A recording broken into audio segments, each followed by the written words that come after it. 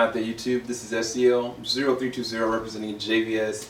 I'm back here again for a brand new movie review. This is a non-spoiler review, but this is the first time ever that I'm actually recording in 4K, just to let y'all know. As well as I'm going to be editing this a totally different way as well. So you might see things that you've never seen from my videos before. But for a movie such as this is not just what most people surround and say this is one of the best pictures this year. This is a movie that deserves, I guess, my best. I guess that's the way I can put it. So even the way I'm going to dissect this movie from a non-spoiler perspective as a critic, hopefully y'all like it. Be quite honest with you, all today and yesterday, last night, I've been going through this. This is a collection that I bought from Best Buy. It's the 40th anniversary edition. It's got every single Rocky movie, from Rocky 1 to Rocky Balboa.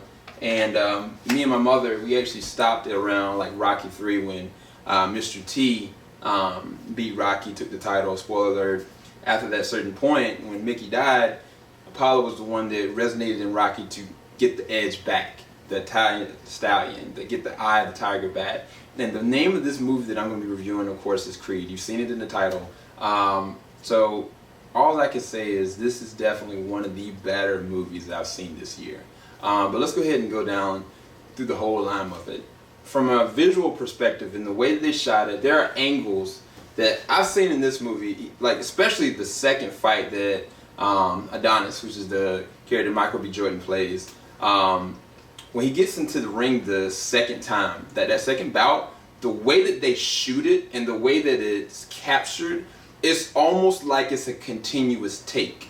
And the way that it's done and the way that it's executed, you know the person has to have that momentum, that durability, that stamina. And so from a visual standpoint and from an artist standpoint, they did their job with it. Not just that, there was a capture that happened when Adonis is running down the road, and it's aesthetic to Rocky's fame, like running down the Philadelphia lanes and getting up to the steps and getting to the top, you know, raising his arms up. But like Adonis is, a lot of things are going on in the momentum of the movie, and it was like he meets up with these kids that are like going in these mopeds and motorcycles, and it's just the shot and the way of the build up from it, it was just perfect. Everybody almost felt like literally chills, you know what I'm saying? And as a viewer, I loved it. Not just that, it was a great shot from Philadelphia standpoint, going from, I think they went to England, they went to Philadelphia, they went to LA, and even like the opening shot, which is Adonis when he's a really little kid, and just capturing that relationship with his surrogate mother, it's just, his imagery is really well done. As well as those touching moments when there's a struggle that's happened between Adonis and Rocky, or when he's talking with his girlfriend. Like, they bring you in and out of certain shots, but they keep you behind Adonis Creed at all times. And I think that really resonates with me more than anything. Not just that, the actual score, they blended so perfectly a lot of the old style music as that would come through, especially like Rocky 1, Rocky 2, with this new edge, and just is the evolution throughout most of the movie, all the way to the very end song. I was sitting there in the movie looking at the panels going on at the end of the movie after everybody was cheering and clapping, and I was listening to the song and I was like, wait, you know, and I wanted to stay there. I wanted to stay and like just reflect on the movie, because a lot of the musical score going through it, it was really well thought out, really well paced, and it was done by a really good job.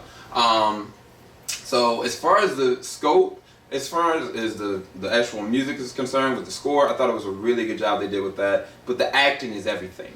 The acting is everything. And most people know that Michael B. Jordan, that he was just in Fantastic Four, regardless of that fact, you know that this man can act. He was acting in The Wire as a little boy. And I mean, Fruitvale Station, if you haven't seen it, like, you know he carries a lot of weight in the way that he can kind of go there, you know. But in this role, it was mentally, physically, emotionally taxing. And you can see it through the performance. It was like you need him to be not a Rocky clone, which I thought that was going to happen. He's his own man. He's not Apollo. He's not Rocky. He's something that in my opinion, throughout most of the movie, he's trying to figure out who he is and what his capability is. But all throughout the anger and the anguish and all the stuff that he was, it literally took him to get, like Rocky would say, and I think the last Rocky Balboa movie, had to get some stuff out, you know. And throughout the whole entire movie, you see that process. You see like the impact of his mother, that the way that he needed that when she kind of took him in, the relationship that he gets into. But more than anything, Rocky Balboa, like, is what he would call his uncle. And like their relationship ties so well because, believe it or not, this is probably Silvester Stallone's one of his best acted roles of his life. I was talking to my mother, I was asking her, I was like, who do you think acted better? Because I was thinking to myself, I was like, if I had to gauge, you know, I had to pick one. But no, it's not a lead and a supporting. They worked so evenly well because Rocky goes through the grinder in this one. You think that Rocky is not going to go through any fight? You're wrong. And it's not the kind of fight that you would expect, but Silvester Stallone plays it so well. And not just that, the prosthetics that they had to put over him, you see the aging, you see the literally the toll that his body is taking, is just done perfectly. And Silvester, like, my taps off to you. There's so many different quotes that I'm going to have to go into in my spoiler review. I can't go through all of them. It's just a movie that I know I want to see again.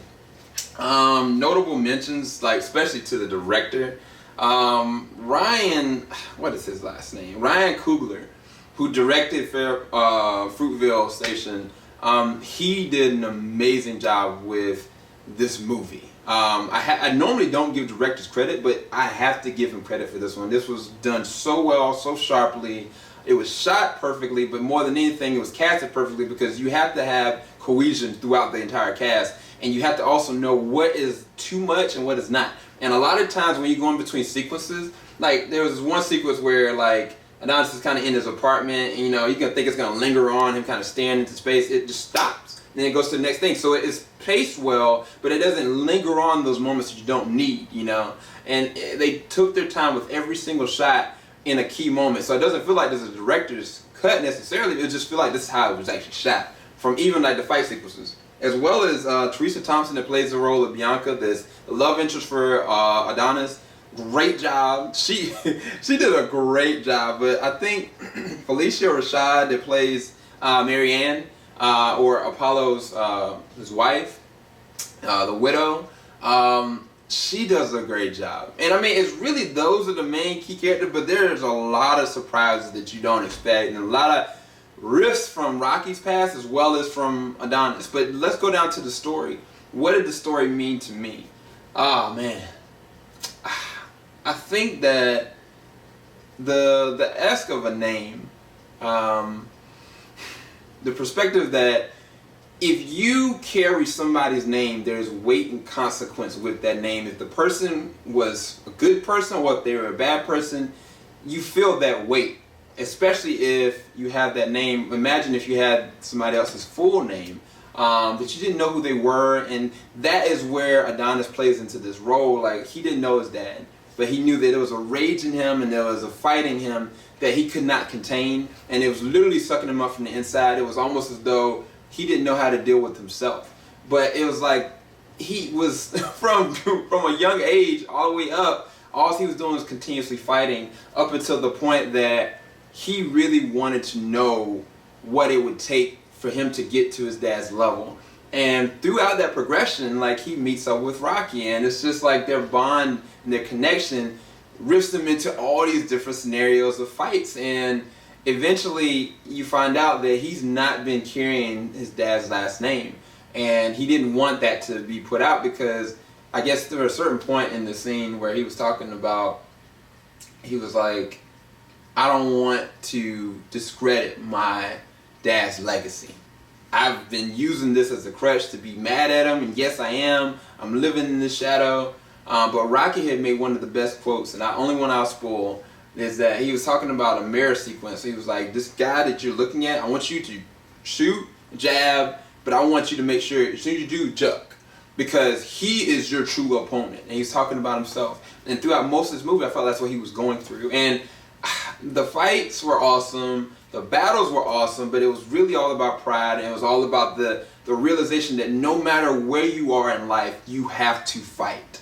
And Rocky fought for sure, but Adonis was fighting for something he didn't even know that he had within him. He didn't know he had not only just the ability of fighting, but the relinquishing of the anger while doing so. Because I can't spoil it, but it's done right, and it's done with justice. And for me, looking at it, it just encouraged me to want to give it my all and give it my best. Especially looking back to different people that have made influences in my life. The name that I actually do have, like, there's a lot of weight behind my own name, and there's times where you don't feel as though you're worthy of that name, you know. But it's like, even though this person did this and this other person that you're looking at, such as Rocky and Apollo and Adonis's eyes, he didn't realize that he could take from both and not just be better, but even more of an influence than what he could even imagine. And that is the heart of this movie. And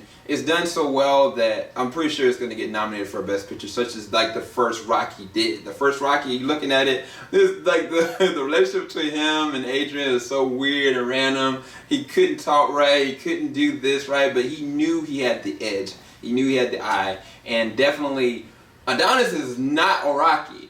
But at the same exact time, like his relationship with his girlfriend Bianca, his desire to do right without knowing who and what he's capable of, they were so reminiscent and nostalgic of the original that this is definitely one of the best movies this year. I'm not going to give it a rating. I'm just going to say this is one of my favorites this year. Hopefully y'all enjoyed this review, this non-spoiler review for Creed. If you have any further questions, leave it in the comment section below. This is SEL 0320 signing out. We out. Let's go.